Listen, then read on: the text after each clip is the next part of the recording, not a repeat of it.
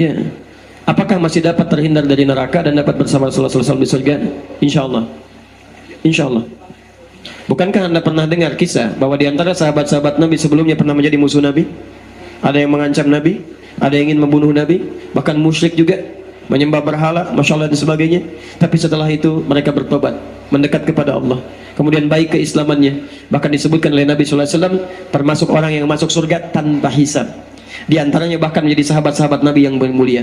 Bukankah Umar pernah menjadi musuh Nabi? Bukankah Umar pernah musyrik? Bukankah perbuatannya luar biasa buruk sebelum masa masuk Islam?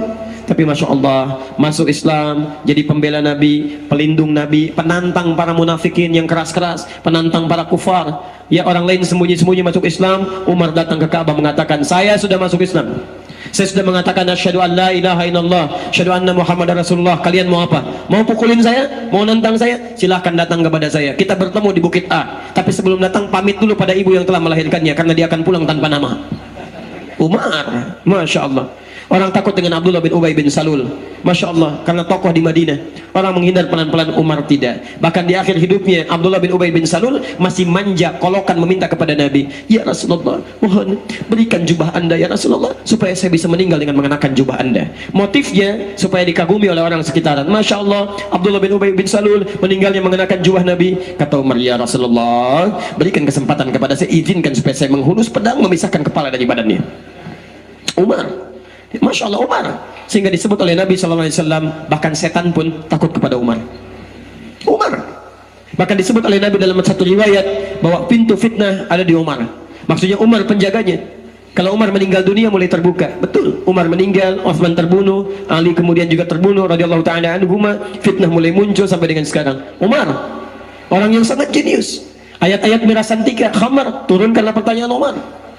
Ayat larangan menyolatkan orang munafik yang diketahui, turun karena pertanyaan Umar. Masya Allah, Umar bin Khattab radhiyallahu ta'ala anhu. Dan disebut oleh Nabi SAW masuk surga tanpa hisab.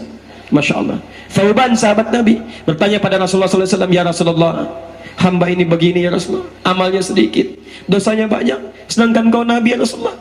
Di dunia hamba berjumpa dengan engkau, saya tidak tahu di akhirat berjumpa atau tidak. Anda orang paling takwa, levelnya Nabi, levelnya Rasul, amalan saya cuma begini ya Rasulullah. Apakah saya bisa berjumpa dengan engkau nanti ya Rasulullah? Masya Allah. Apa kata Nabi? Nabi diam, turun Quran.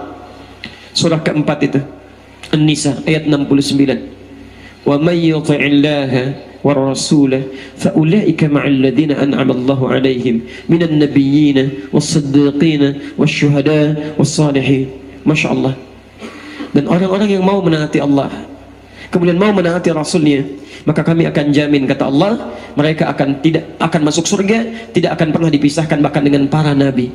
Ada al-anbiya, ada nabiyyin, itu beda. Kalau al-anbiya, para nabi, tapi tidak semua nabi.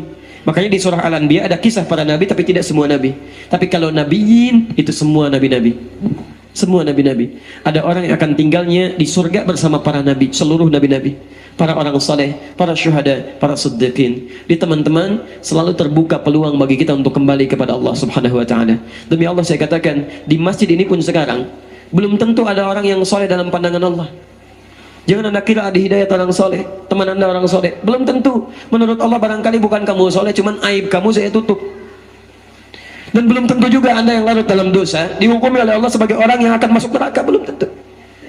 Menurut Allah, hei fulan yang banyak dosanya, justru hari ini saya akan buka pintu tobat bagi kalian. Siapa yang mau tobat saat ini?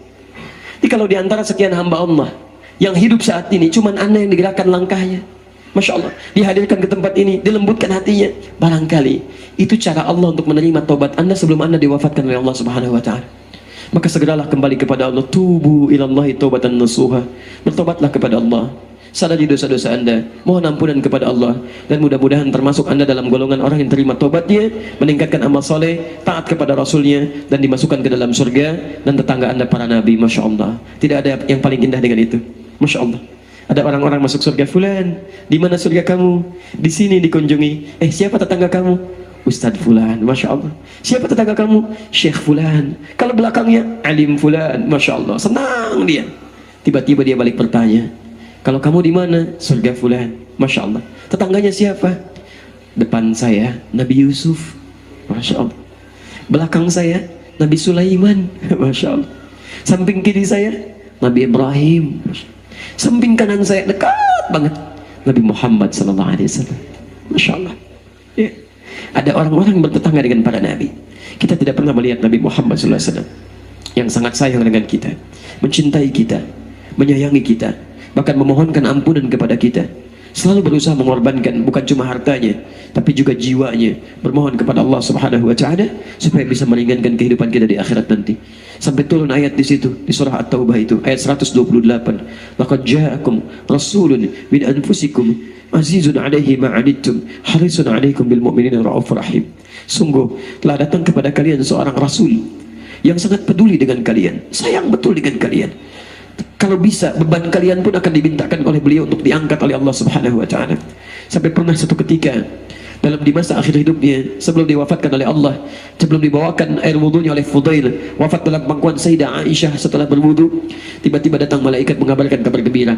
Ya Rasulullah, Anda diberikan kabar gembira bahwa seluruh rasa sakit yang akan dialami oleh umat manusia, 74 rasa sakit dalam sakaratul maut akan diangkat oleh Allah Subhanahu wa taala. Dan itu fitrah bagi para nabi, fitrah. Ya, para nabi itu nggak diinformasikan pun pasti akan dicabut, dipanggil oleh Allah dalam keadaan yang paling indah, tidak akan merasakan sakit.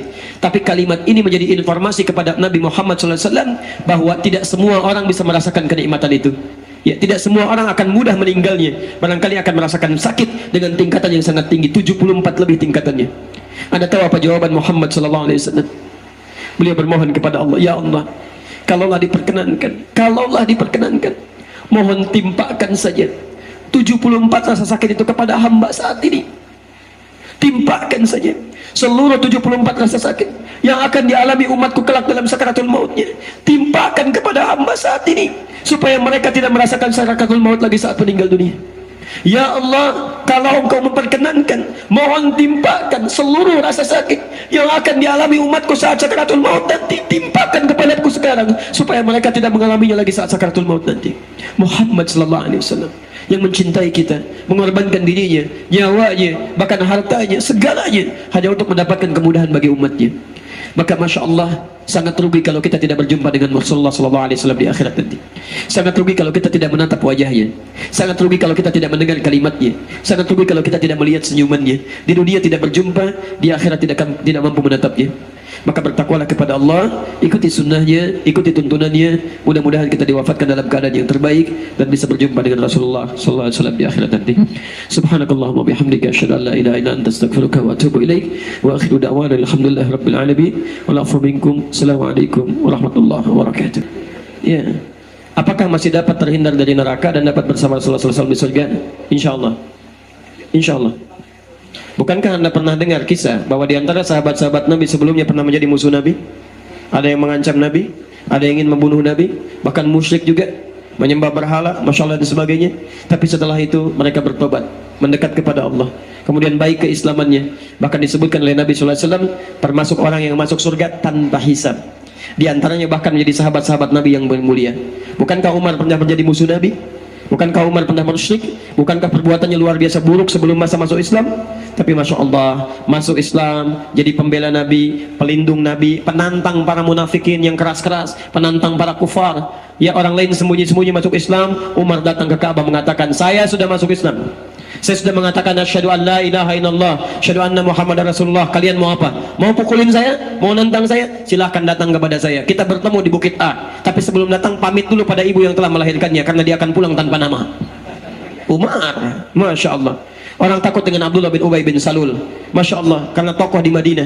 Orang menghindar pelan-pelan, Umar tidak. Bahkan di akhir hidupnya Abdullah bin Ubay bin Salul masih manja, kolokan meminta kepada Nabi, ya Rasulullah, mohon berikan jubah Anda ya Rasulullah, supaya saya bisa meninggal dengan mengenakan jubah Anda. Motifnya supaya dikagumi oleh orang sekitaran. Masya Allah, Abdullah bin Ubay bin Salul meninggalnya mengenakan jubah Nabi. Kata Umar, ya Rasulullah, berikan kesempatan kepada saya, izinkan supaya saya menghunus pedang memisahkan kepala dari badannya. Umar, Masya Allah, Umar, sehingga disebut oleh Nabi SAW, bahkan setan pun takut kepada Umar. Bahkan disebut oleh Nabi dalam satu riwayat bahwa pintu fitnah ada di Umar. Maksudnya Umar penjaganya.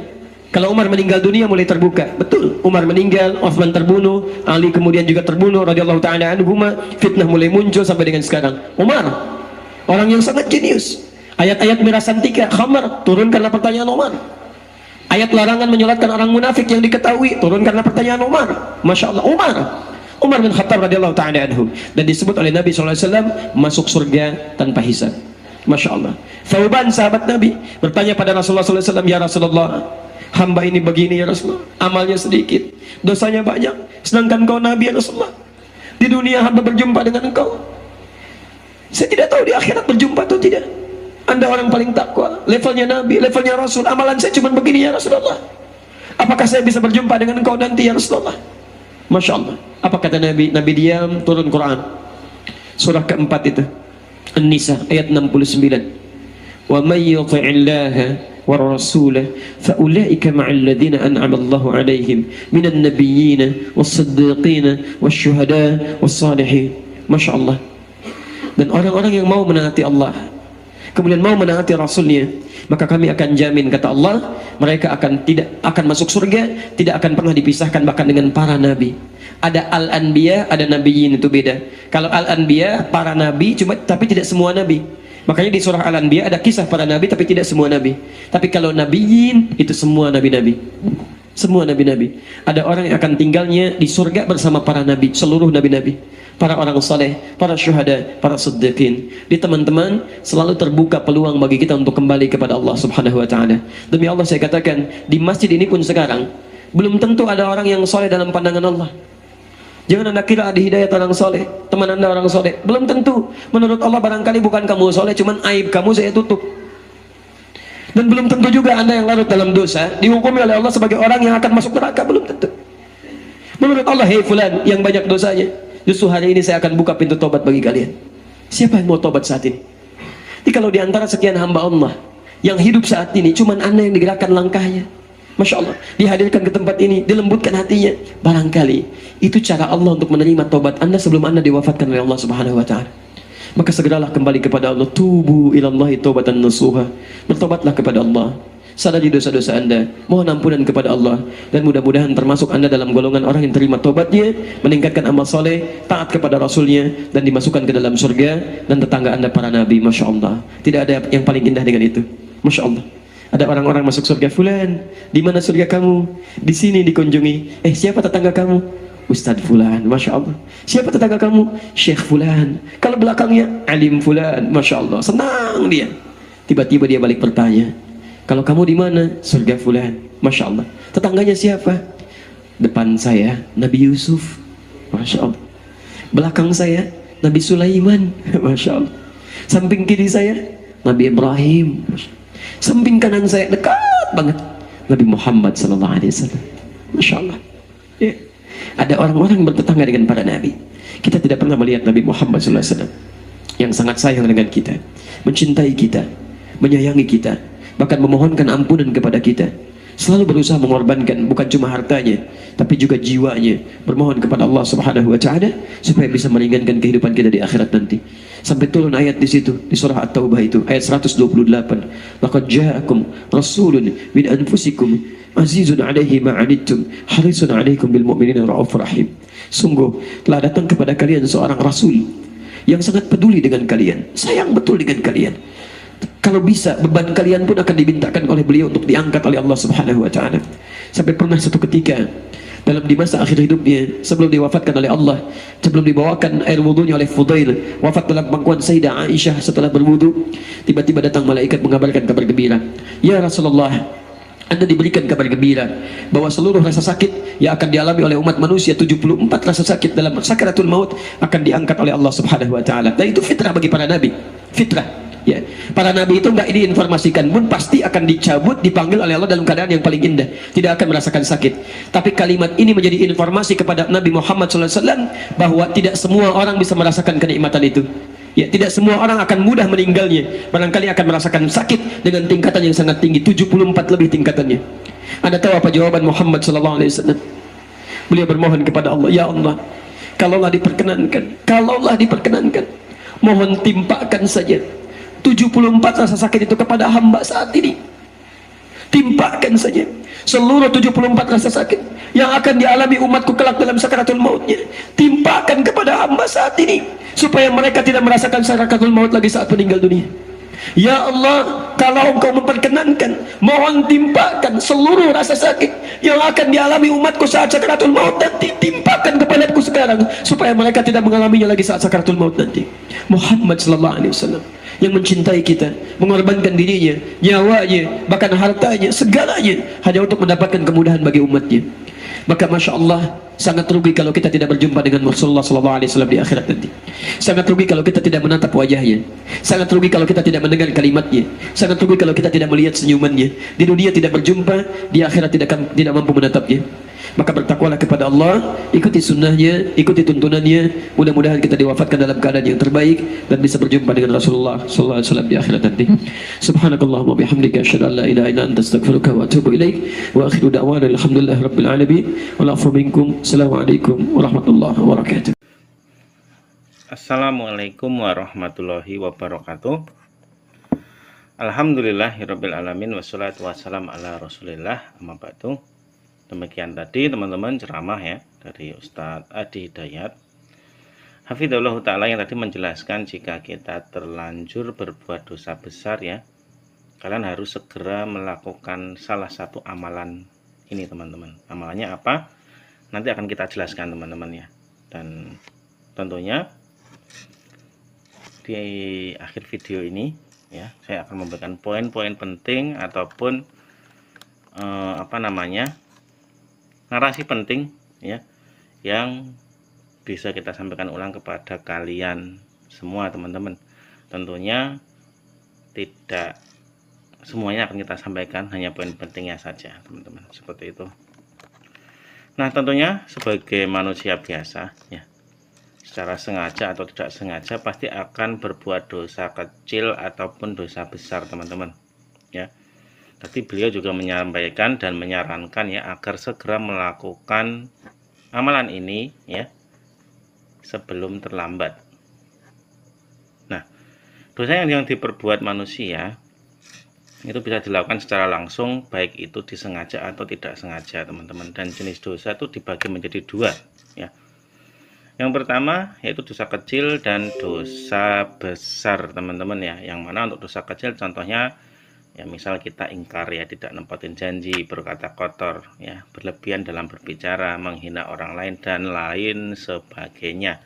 Kemudian salah satu dosa besar ya, misalkan kita durhaka kepada orang tua, meninggalkan sholat ya, mabuk-mabukan, maksiat, dan yang paling besar itu adalah syirik teman-teman ya, yaitu menyekutukan Allah Subhanahu wa Ta'ala teman-teman.